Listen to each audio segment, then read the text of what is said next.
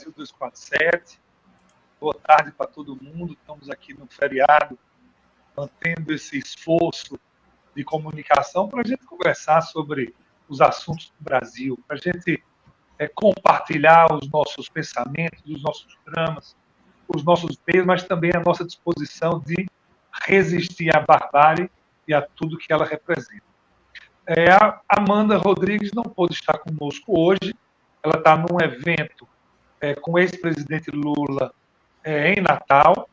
E nós trouxemos mais uma vez aqui para o Panorama o professor Emerson Barros de Aguiar, que vai conversar conosco sobre dois temas que são simbólicos acerca do atual momento que o país atravessa. O primeiro tema é essa PEC que surgiu aí, no sentido de tentar tirar o STF, praticamente afastar o STF da sua tarefa de funcionar como órgão de cúpula do Poder Judiciário e guardião da Constituição. Esse é um tema relevante, mas há um segundo tema que se impôs, que é o assassinato desses dois homens que brutalizaram a consciência do Brasil, né?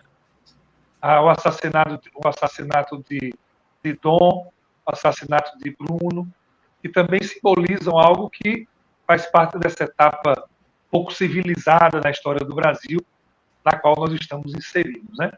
Professor Emerson Barros, por gentileza, fique à vontade para cumprimentar os membros da nossa comunidade. Meu boa tarde a todos. Muito obrigado aqui pelo convite do professor Agassiz mais uma vez. É sempre um prazer aqui estar nesse canal que é uma voz do povo brasileiro, né?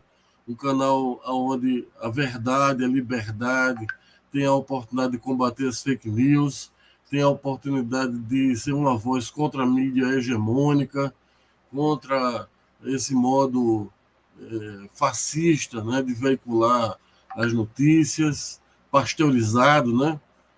Utilizando mal o termo de Pacheco, era um homem de bem, mas assim, fossilizado talvez fosse um adjetivo melhor, né? De levar as notícias às pessoas. Então é um instrumento muito importante esse, que é o Brasil 247, que é sempre uma grande alegria e uma grande oportunidade de estar aqui presente na companhia do meu querido amigo Agassiz Almeida e dos queridos companheiros aí que nos prestigiam através de sua participação no chat ou de sua audiência. Muito obrigado a todos. Meu boa tarde. Mas vou começar falando sobre essa PEC, que obviamente não é para a gente levar a sério, né? Mas o fato de ela ter sido cogitada, dela ter sido ventilada, já é um fato muito grande. Já é um problema muito grande. E vamos dizer aqui para a galera da comunidade o que significa o conteúdo dessa PEC, né? A PEC, ela basicamente trata do seguinte, uma PEC que não existe ainda, mas que se ventilou, né?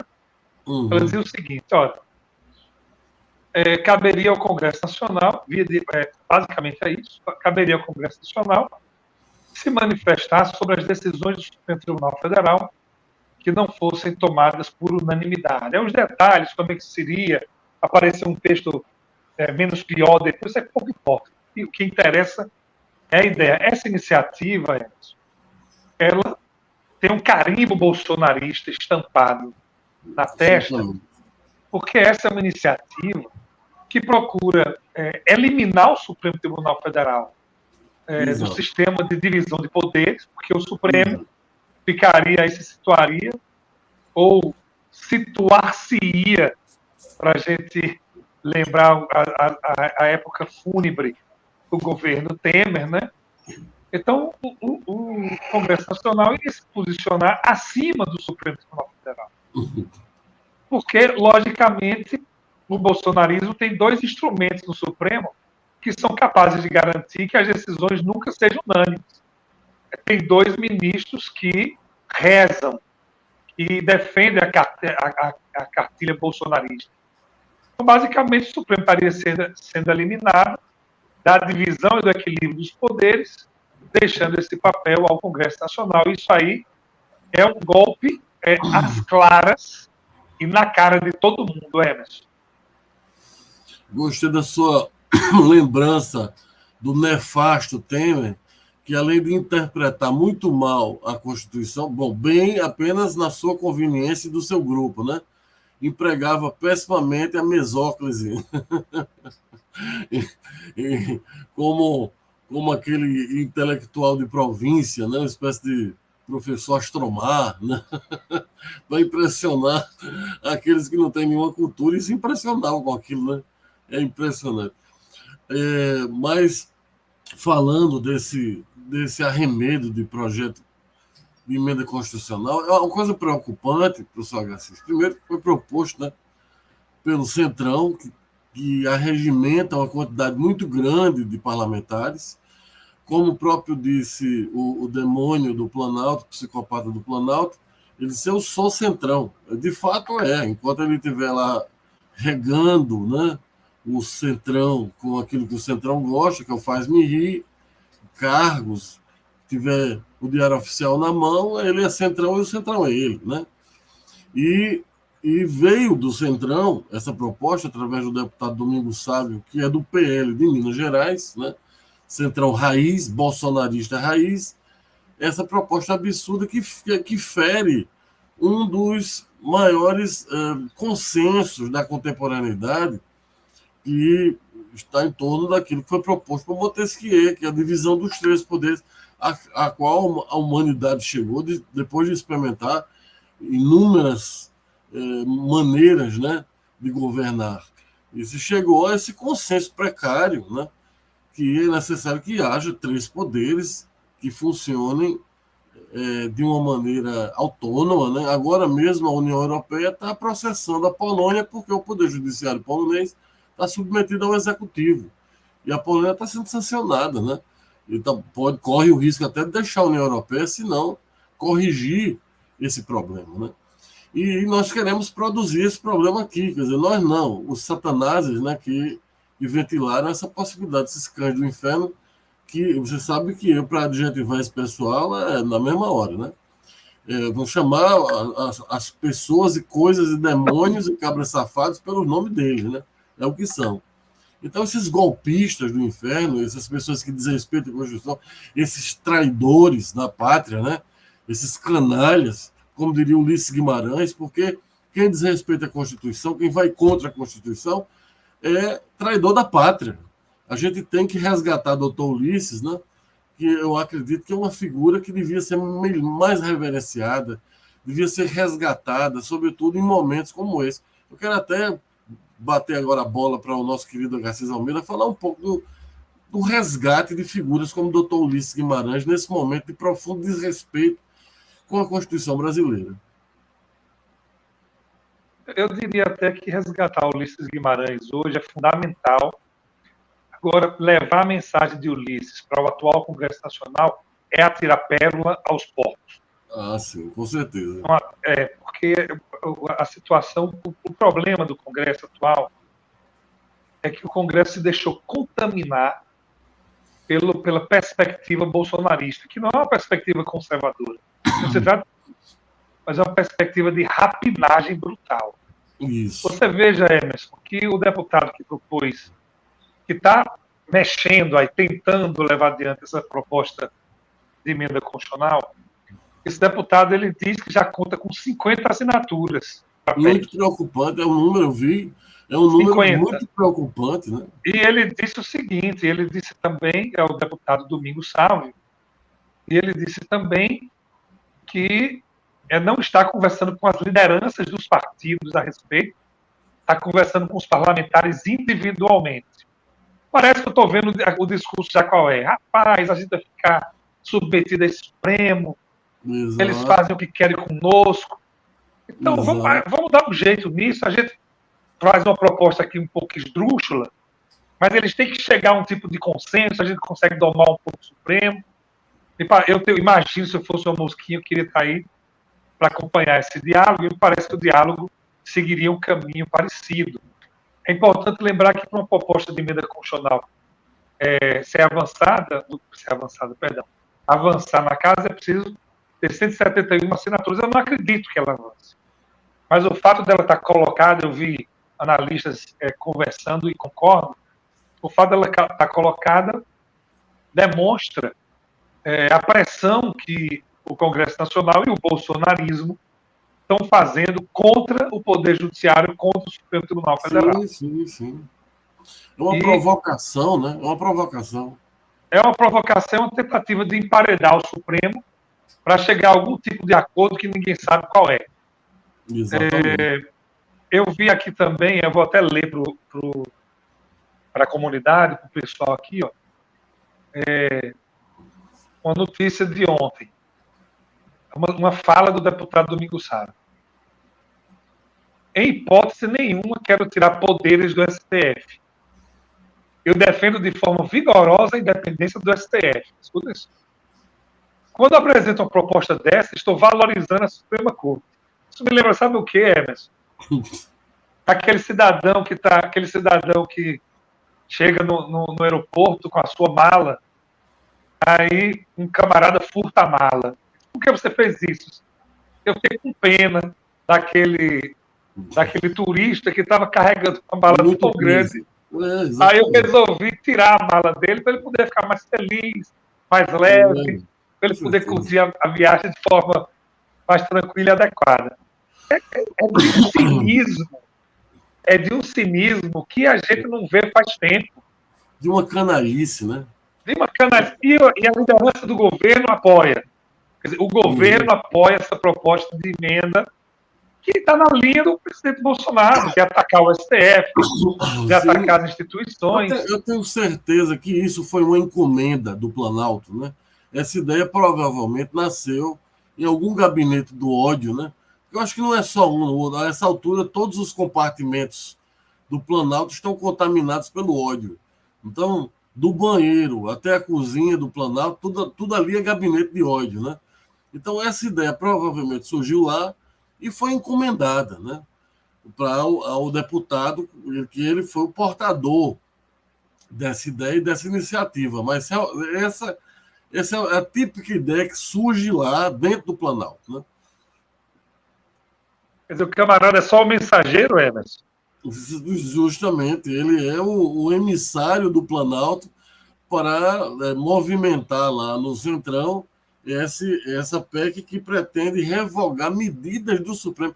Quer dizer, é você elevar o Congresso a uma espécie de poder moderador do Supremo. Ou seja, você deixa o Supremo como aquele anãozinho, né?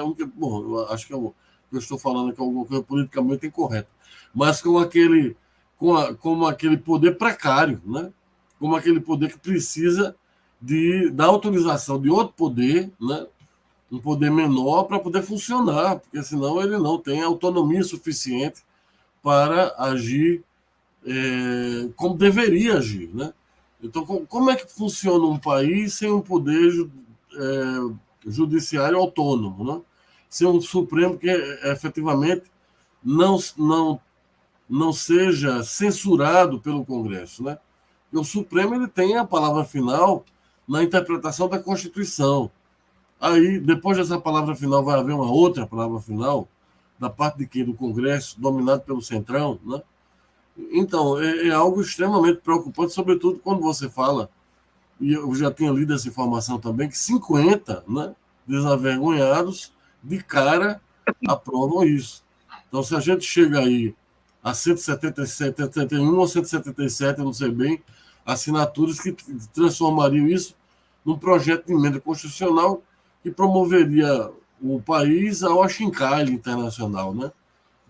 A gente já está no cinturão da barbárie com a morte aí desses dois, do ambientalista e do jornalista. A gente entraria aí também para outro cinturão, o cinturão da República Bananeira, que desrespeita a sua Constituição o tempo inteiro. A gente já entra nesse assunto, que é um assunto que está dominando os corações imensos do Brasil agora, que é o assassinato desses dois ativistas ambientais da Amazônia, que é um negócio assim que arrasa a pessoa. Só para a gente encerrar o tópico anterior, Emerson, queria lembrar o seguinte: se nesse caso aqui, ó, a gente pode culpar o mensageiro, o deputado Domingos Sá, vamos subverter a lógica diplomática. Ele se prestou a isso, né? Ele se prestou a isso. Vamos culpar o mensageiro, que ele também tem culpa. Nesse caso, o mensageiro merece pancada, sim. Olha, então, o Noblar, o blog do Noblar divulgou uma tweet agora pela manhã, dizendo o seguinte, que casa com essa movimentação contra o Supremo, né? Escreveu o Noblar. Bolsonaro está à procura de um acordo por debaixo do pano com a justiça.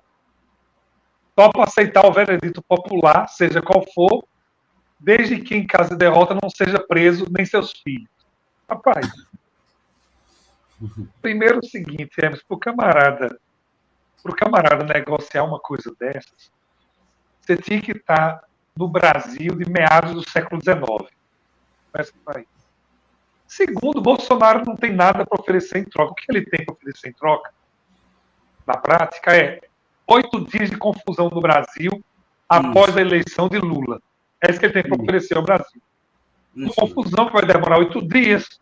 Um doido desse bolsonarista joga um carro em cima da Praça dos Três Poderes, 50 sujeitos correm ali por cima do Congresso Nacional, um coronel meio doido numa dessas regiões militares chama 10 sujeitos e sai correndo, gritando no meio da rua, e isso vai gerar um certo tumulto durante uma semana.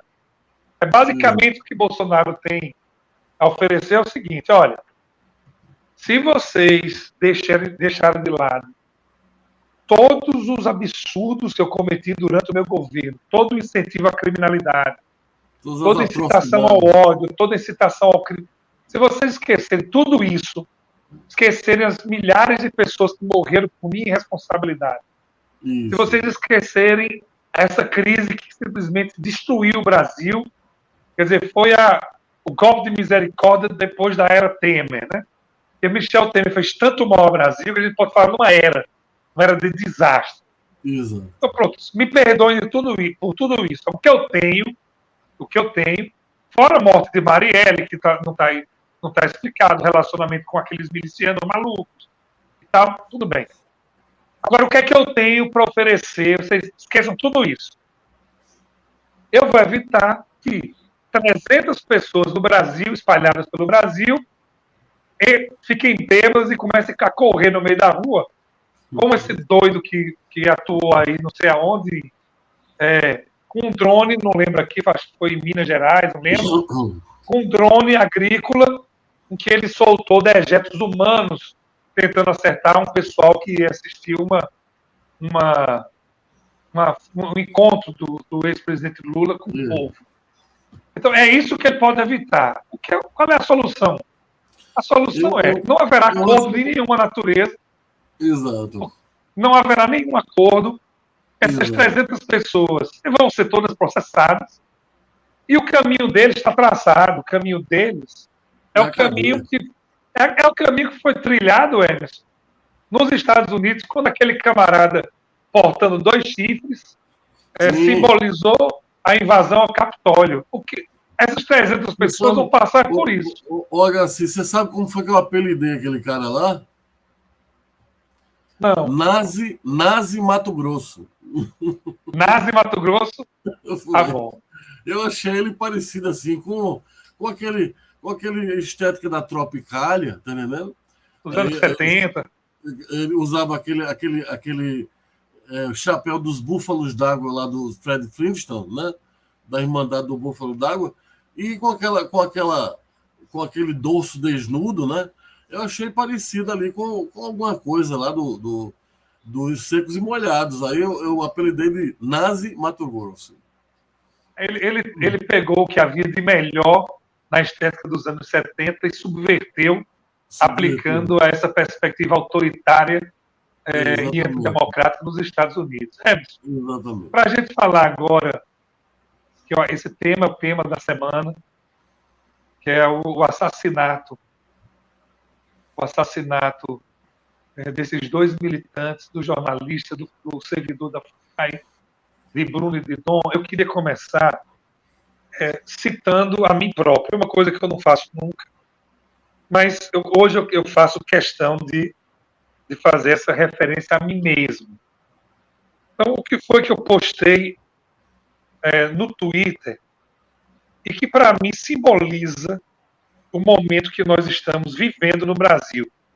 Me parece que o assassinato desses dois lutadores pela causa ambiental e ecológica no Brasil, que esse assassinato simboliza o símbolo do bolsonarismo mais ralé, violento, burro e brutal que nós temos no Brasil.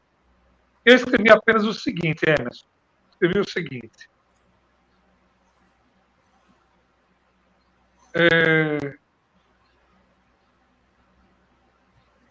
Quem não se deprimir no Brasil de hoje é porque não vive no Brasil ou está morto. É verdade. Então, é uma situação que é insustentável. Insustentável. Insustentável. Mas é algo Diga. profundamente lamentável vivermos hoje, o início do século XXI, sob a égide de uma distopia, né? Uma distopia. É algo que se escrevesse isso nos anos 90, né? Pouco depois de a gente sair daquele período ali do regime militar, depois de 20 anos fora do Estado de Direito, se um ficcionista escrevesse o que nós estamos passando hoje no Brasil, iam dizer que ele é um pessimista, que aquilo era uma distopia como o planeta dos macacos, né? O Brasil está vivendo o seu planeta dos macacos aqui, né? Estamos sendo vítimas de um governo miliciano. Você estava falando aí que o Bolsonaro ele se sente livre para fazer esse tipo de pressão, né? Tentando extorquir os ministros do Supremo e o próprio Supremo Tribunal Federal para não ser punido depois, mediante esse tipo de proposição, né? Imoral, canalha, é porque esse era o modus operandi dele no Rio de Janeiro desde sempre, né? Uma coisa de se perguntar é o seguinte: os próprios bolsonaristas dizem, e por que não tem nenhum processo contra ele? Uma boa pergunta a ser feita às autoridades do Rio de Janeiro, né? Por que não tem, depois de tantas décadas de crime, de rachadinha, de associação com milicianos, com assassinos, que ele tinha, que ele sempre teve, de uma maneira escancarada, porque nunca houve processo contra esse homem, né? Porque, claro que havia um clima de medo, de coação, de domínio, né, dele sobre as autoridades, sobre a sociedade do Rio de Janeiro, aquela violência, né, tácita e real também, caso fosse desafiada, né? Então, ele se acostumou com isso até chegar ao poder central do nosso país, ao poder maior do nosso país, e continua agindo da mesma maneira, porque foi essa maneira criminosa, mafiosa, canalha, que sempre caracterizou toda a sua trajetória, sob a proteção, isso é mais grave, de uma parte, né, dos militares do Brasil, né, que o admiram um criminoso, uma pessoa completamente à margem da lei, toleram essa pessoa, né, que se diz favorável a eles, mas que não é. Ninguém fez um mal pior às Forças Armadas do Brasil do que Bolsonaro, porque jogou as Forças Armadas na lama. A reputação das Forças Armadas brasileiras foi enlameada, foi achincalhada pela associação com Bolsonaro, né? Ninguém fez um mal pior às Forças Armadas do que ele. Mas eu perguntei a um aluno de ciência política recentemente, eu perguntei na sala de aula, né? Olha, nós vivemos um momento de fragilidade institucional, significa que as instituições do país não estão funcionando adequadamente de acordo com a Constituição e com as leis. Quem quer fazer um comentário sobre por que isso aconteceu? O que é que leva a essa crise institucional? Aí os alunos opinaram, tá? É sempre muito bom ouvir os jovens, né? O pessoal que está estudando, que tem curiosidade sobre o Brasil, que quer um Brasil melhor, a galera que tem a vida toda pela frente. Aí um camarada levantou a mão e fez uma exposição, rapaz, que eu me controlei para seguir. Ele disse, professor, é o seguinte, foi mais ou menos isso que ele disse, professor, a situação é tão dramática que só existe um elemento para explicar o que está acontecendo no Brasil.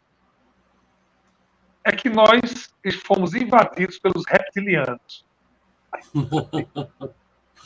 que acontece é o seguinte, o que acontece é que um povo que vive próximo ao núcleo da Terra, Sim, que é um povo que ninguém conhece, né? Há sim, histórias, mitos, esse povo saiu das profundezas sim. e eles têm uma capacidade de se disfarçar.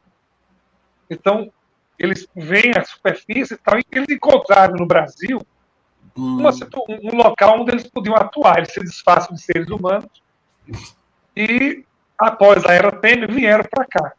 Então, esse grupo bolsonarista ele é composto por reptilianos. Sabe qual é a prova disso? De qual?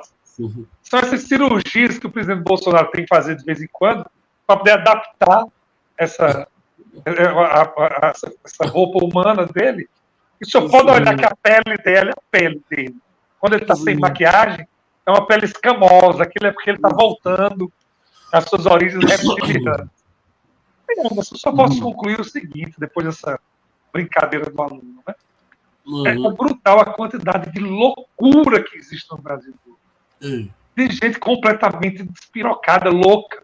louca. Pessoas que não conseguem analisar nada. Você acredita que eu vi aqui nas redes sociais um camarada dizendo que Bolsonaro foi aos Estados Unidos e resolveu o problema da fome no Brasil?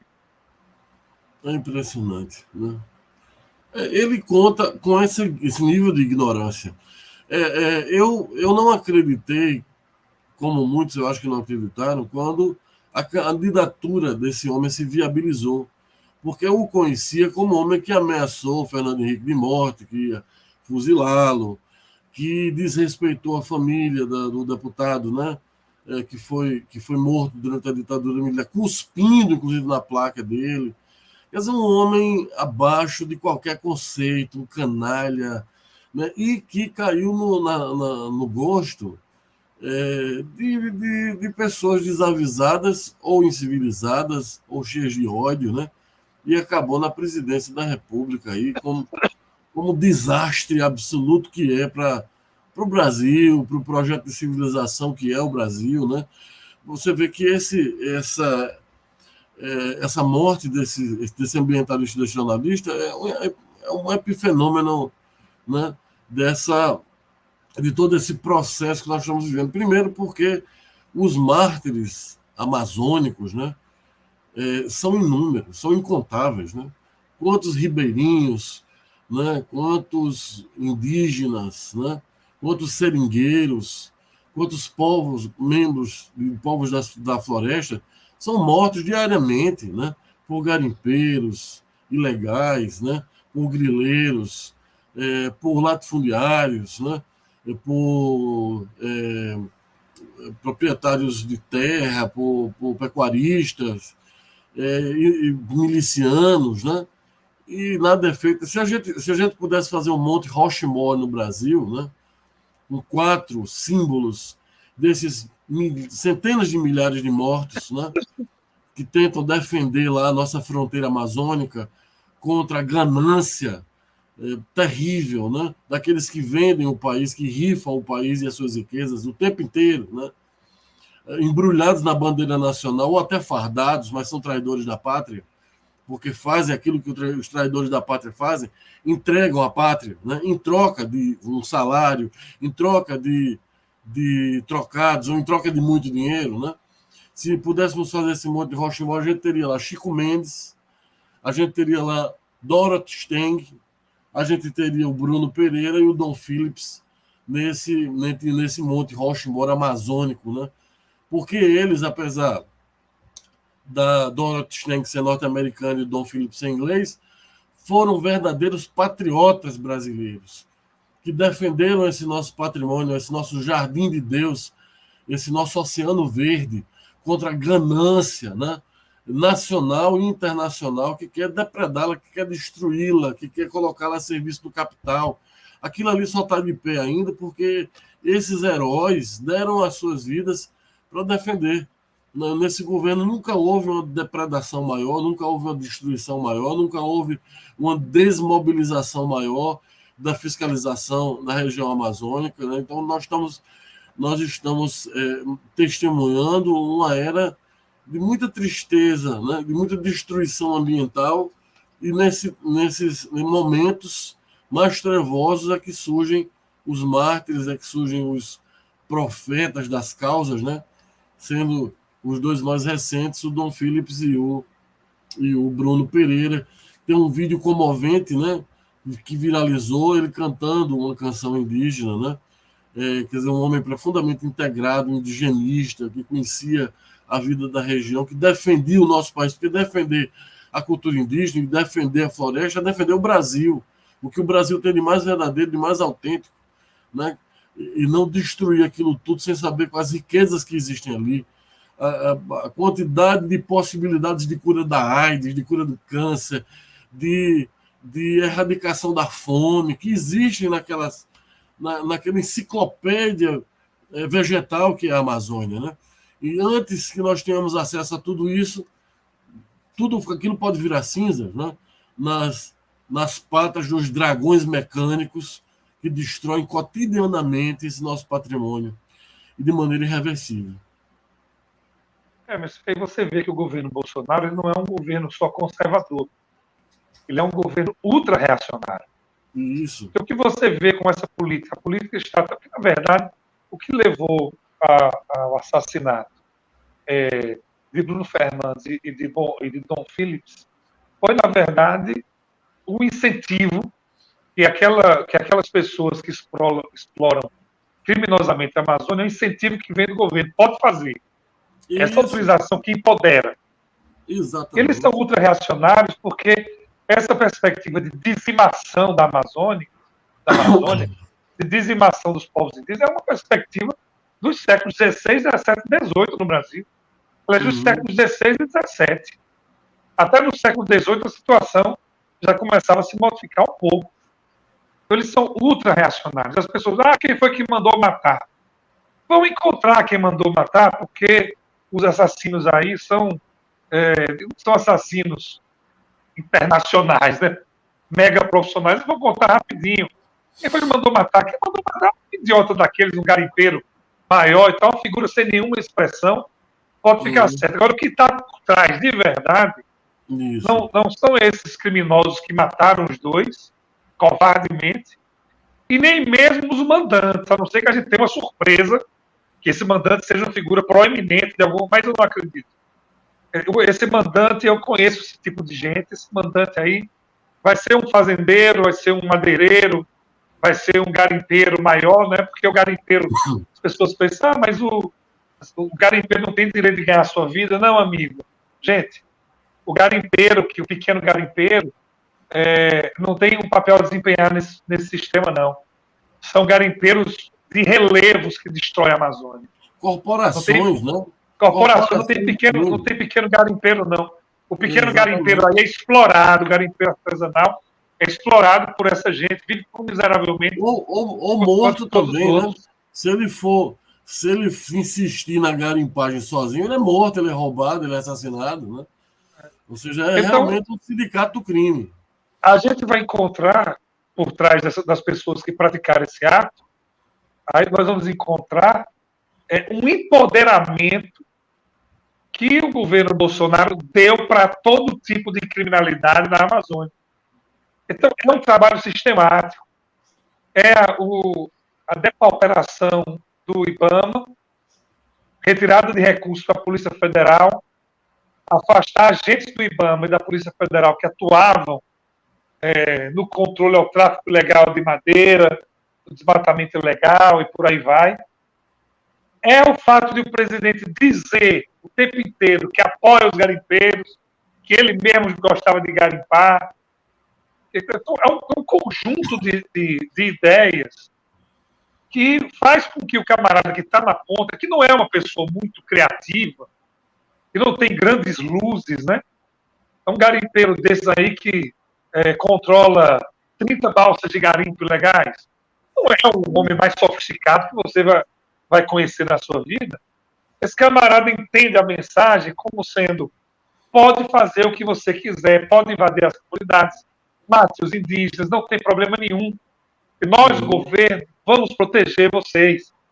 Rapaz, aquele caso que afastou o delegado Saraiva, Mas aquele caso é grotesco, como uma das maiores apreensões de madeira legal.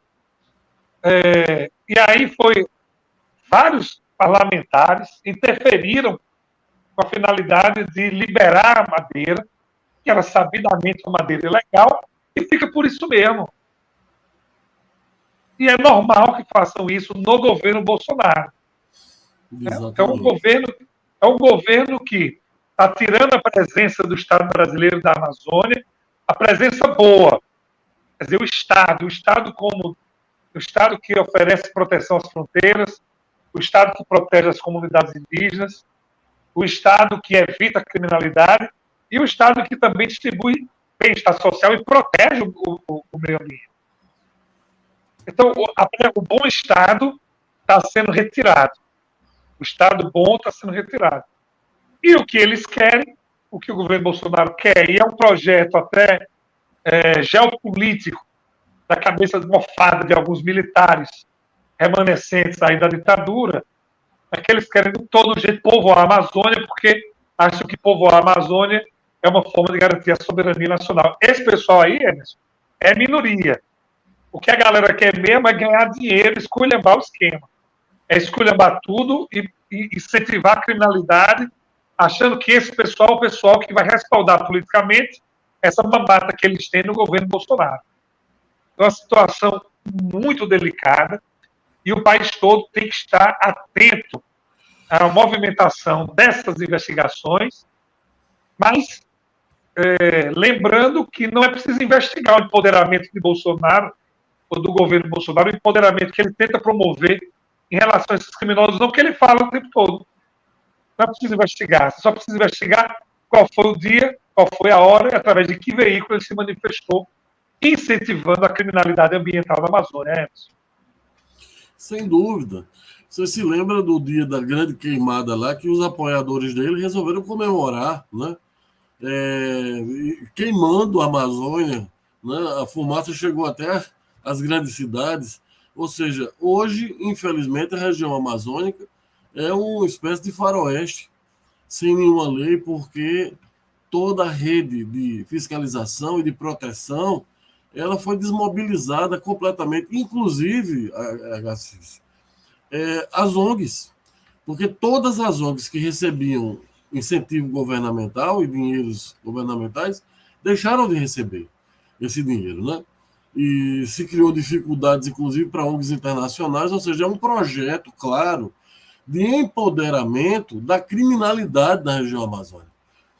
Ou seja, essa ausência do Estado ela não vai deixar um vácuo de poder. Esse vácuo ele vai ser ocupado, já está sendo ocupado por criminosos, pelo crime organizado, por sindicatos do crime, interessados em roubar, né, madeira ilegal, roubar de forma ilegal minérios estratégicos, fazer tudo o que querem fazer, sem a interferência de nenhum tipo de autoridade, né?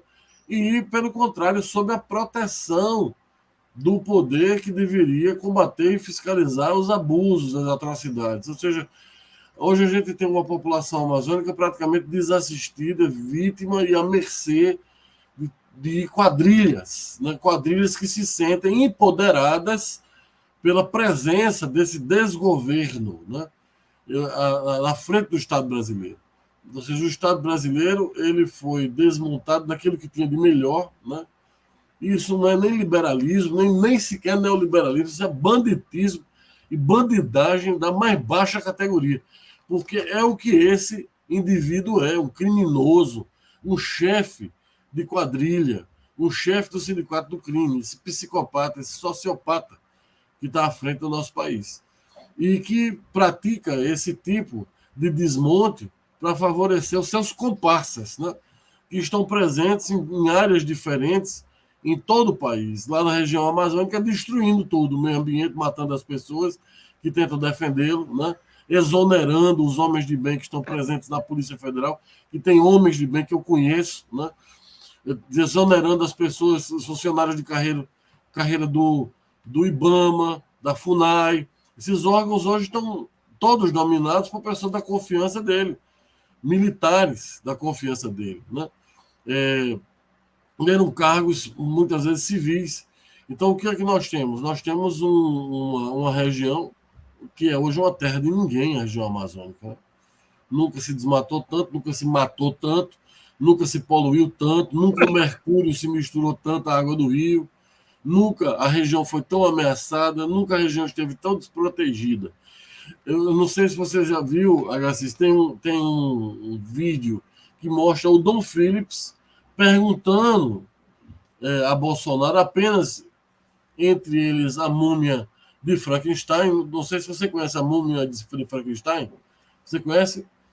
É o chefe da inteligência do Planalto, a múmia de Frankenstein. É uma espécie de, de, de, Fran, de Frankenstein embalsamado, né? Embalsamado. Aí ele estava entre os dois, né? A de Troia, né? Entre os dois, e Dom Phillips perguntando a ele, né? Com a múmia no meio de Frankenstein, dizendo assim: presidente, como é que o senhor pretende proteger a Amazônia? E começa a elencar uma série de crimes e de abusos, né?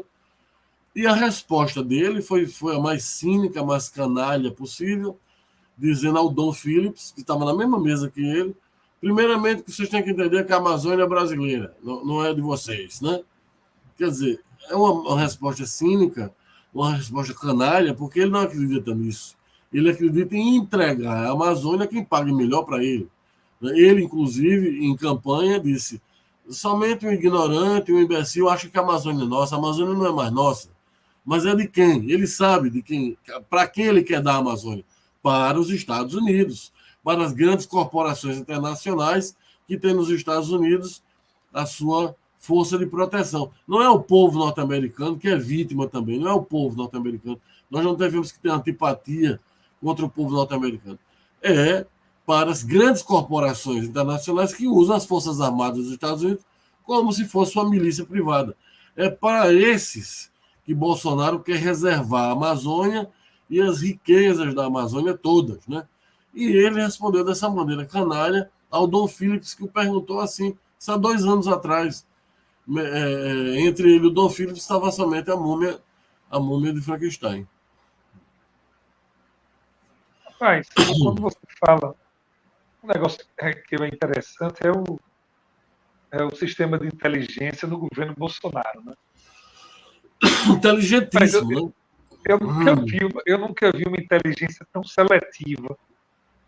Uma inteligência tão seletiva, ela é o seguinte: ela é aquela inteligência que só sabe promover, ela só compreende a proteção de determinados interesses e não consegue mais avançar 1 centímetro.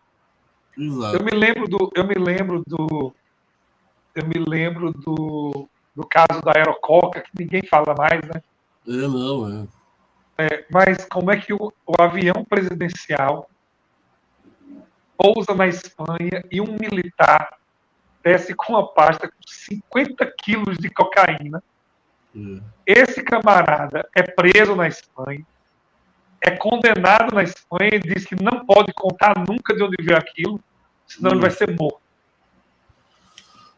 Exatamente. Imagina a culpa para quem ficou. Né? Ele era o oficial mais baixo da patente, olha, era assim, bom, para quem vai a culpa? Major, capitão, vai baixando. Tenente, o cabo. Mas só que o cabo não pode ser o caboeta, tem que ser um cabo calado, né?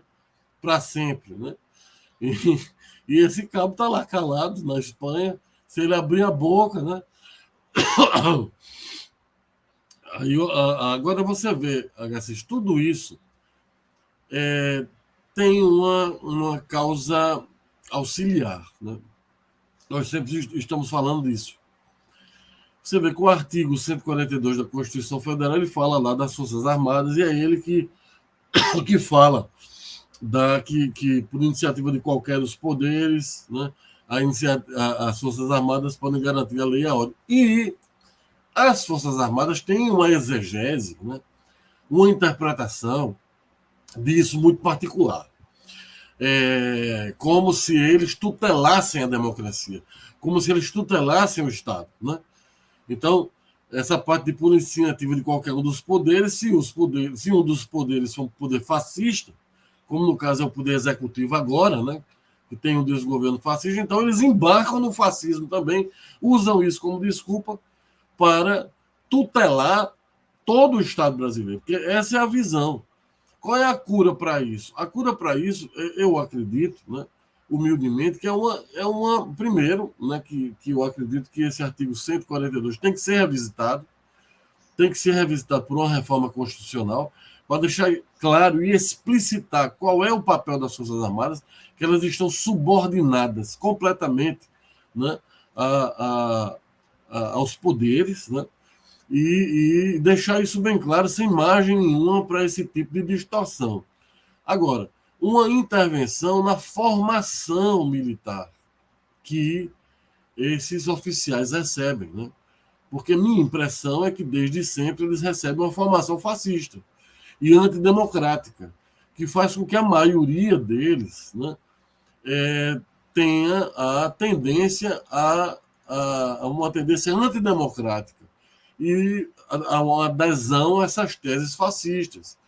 É preciso que Constituição seja ensinada, é preciso que democracia seja ensinada, é preciso que o espírito republicano seja ensinado nessas escolas militares. Né?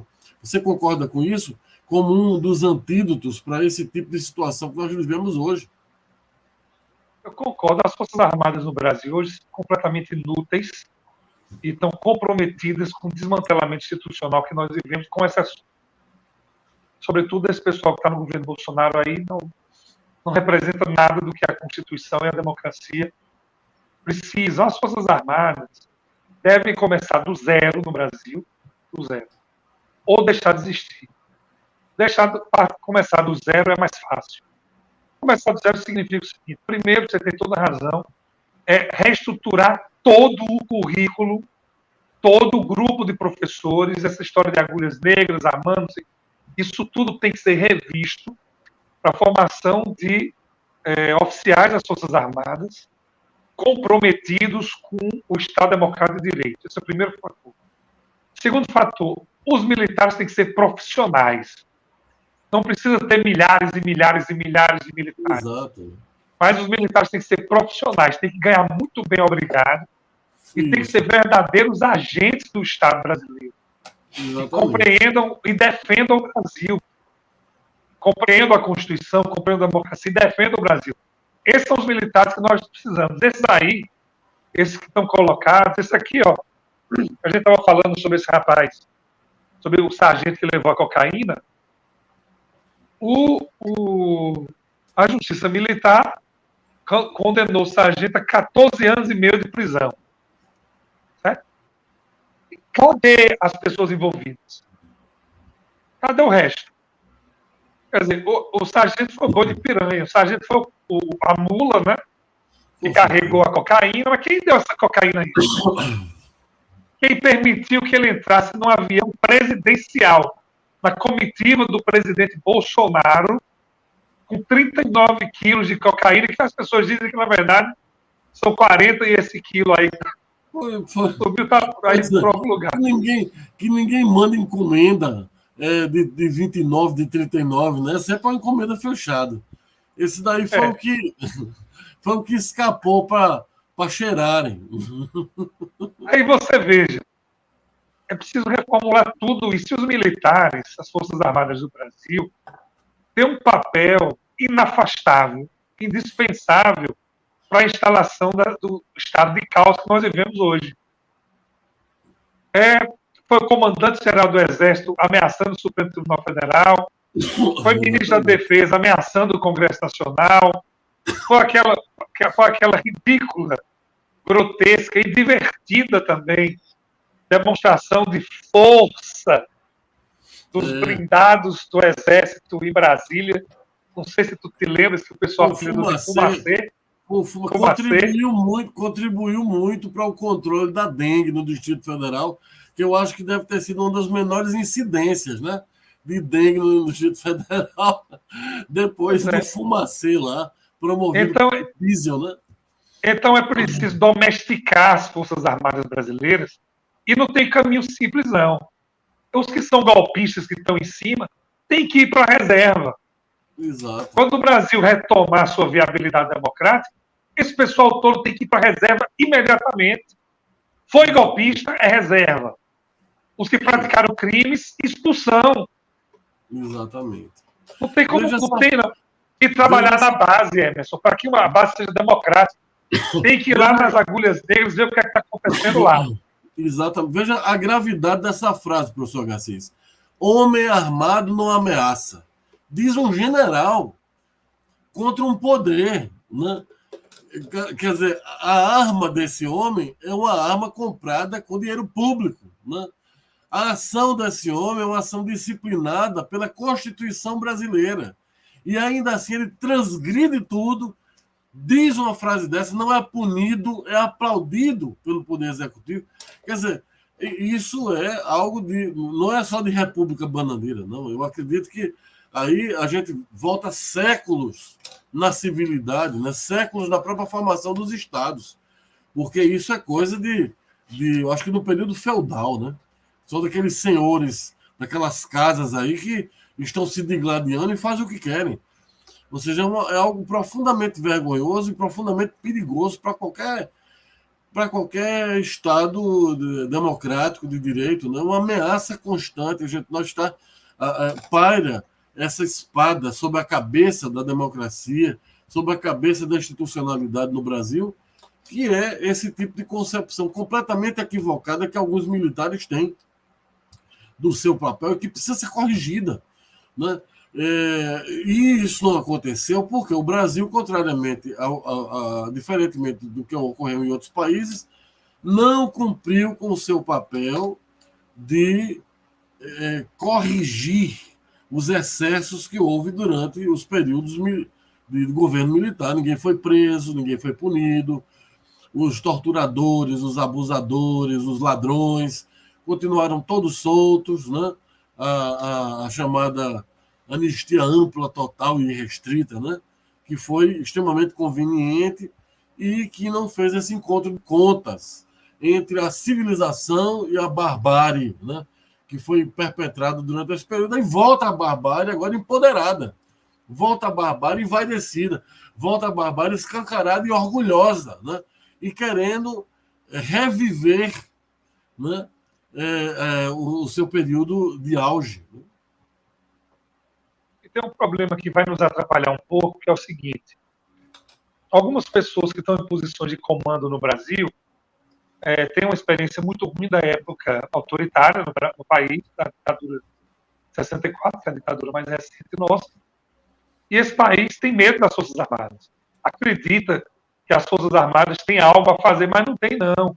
Porque não tem cenário, não tem ambiente internacional, não tem ambiente dentro do Brasil. E nós vamos enfrentar ainda, seguramente, após a não eleição de Bolsonaro, um obstáculo que é pessoas que integram o poder no país que vão querer chegar a uma solução de consenso com os golpistas das Forças Armadas. Com as Forças Armadas, não. Não tem que chegar com solução de consenso, porque as Forças Armadas são uma instituição. Cumpre a lei, a Constituição está resolvido. Mas esses que atacaram a democracia, esses que celebraram a violência, esses que atacaram o Supremo, esses aí têm que ser processados e condenados. Não há outro caminho para a gente poder afastar de vez essa chaga terrível, que é a chaga que ficou desde a ditadura militar. E nós temos um problema, que esse problema é mais de Bolsonaro do que do Brasil, que é o seguinte: a burocracia pública, em várias das suas dimensões, né, seja no Poder Executivo, no Legislativo, no Judiciário, ela tem umas amarras. Então, às vezes, você quer fazer algo, mas a lei diz assim, você não quer ultrapassar a lei, o presidente ultrapassa. Mas você, que é um servidor, não quer passar por aquilo, não quer, tem medo, tem receio e tal. Quando o Bolsonaro sair do poder, que não tiver uma caneta na mão, aí nós vamos ver que tipo de Brasil é o Brasil pós-88. Eu também não defendo que Bolsonaro, Emerson, e os seus compinches, os seus asseclas, né, aqueles que ficam babando em torno do poder, Eu não defendo que eles sejam crucificados em praça pública, não. Eles têm apenas que enfrentar a lei com direito de defesa amplo, vendo o que foi que fizeram de errado, com apurações, com investigações, tudo direitinho. E aqueles que forem culpados têm que ser condenados. Os que não forem culpados, exatamente, paciência, porque também tem muito idiota aí que está apenas. Aqui eu conheço vários. Tem muitos idiotas que estão apenas mamando, estão num determinado cargo em Brasília. Não fala muita coisa, tá ali, recebe o seu dinheirinho, nomeia alguns cargos e fica ali mamando tal. Essa é apenas um idiota, oportunista, uma figura. Enfim, que aí não merece ser condenado nada, a não ser moralmente por ter feito parte de um governo tão brutal e terrível para os interesses do Brasil como o governo Bolsonaro. Mas quando a democracia voltar, a gente espera que as instituições recobrem sua força, que as pessoas responsáveis pelo descalabro que se tornou o Brasil hoje sejam responsabilizadas. Eu defendo pessoalmente que só deve estar preso quem não pode estar solto. Eu acho que a pena de prisão é uma pena muito brutal e só deve ser aplicada em casos assim, absolutamente excepcionais. Mas as condenações... Né? Eu acho que nada ameaça mais a humanidade, Agassiz, do que o fascismo. Porque o fascismo é o fim da sua liberdade, é o fim da sua vida, é o fim da sua dignidade, é o fim de tudo, né? Para quem é um cidadão, para quem é um ser humano, então nada ameaça mais ao ser humano e à humanidade do que o fascismo. Então, aquele indivíduo que é fascista, que é uma pessoa antidemocrática, que age contra a democracia, que ameaça as instituições, que conspira, né? Esse merece ser punido exemplarmente. Por quê? Porque se o fascismo chegar a se constituir em poder efetivo, o resultado é o que nós vimos na Alemanha, o resultado é o que nós vimos em vários lugares do mundo, onde o resultado é o que nós estamos vendo hoje, sentindo no Brasil, ele ainda não plenamente realizado como queria, porque todo ódio contra o STF, ele se justifica porque o STF agiu contra essa ascensão do fascismo no Brasil, a gente tem que dizer isso, e corajosamente contra a ascensão do fascismo. Então, toda essa reação fascista contra o STF é porque ele cumpriu o seu papel constitucional de defender realmente as instituições democráticas e a democracia. Então, eu acredito que contra o fascismo, o Estado brasileiro e a sociedade brasileira tem que agir com absoluto rigor, porque eles são a maior ameaça à democracia e à vida em geral. Emerson, o programa está chegando ao final. Eu vou me despedir aqui, agradecer a todo mundo que está nos acompanhando. Hoje o programa foi gravado, então a gente não pôde interagir com a comunidade. Mas é isso, eu quero desejar um bom feriado para todo mundo, um grande feriadão. Mas continue dialogando, continue conversando, continue acreditando no Brasil. Nós não podemos deixar de apoiar o projeto de Brasil, um projeto de Brasil democrático, é um projeto que vai emancipar a nossa gente. Dito isso, Emerson, por favor, fique à vontade para dizer suas últimas palavras e, com isso, a gente encerra o programa de hoje. Forte abraço a todos os amigos e, como dizia meu filho Eduardo quando era criança, metralhadora de beijo. Tchau, pessoal. Valeu.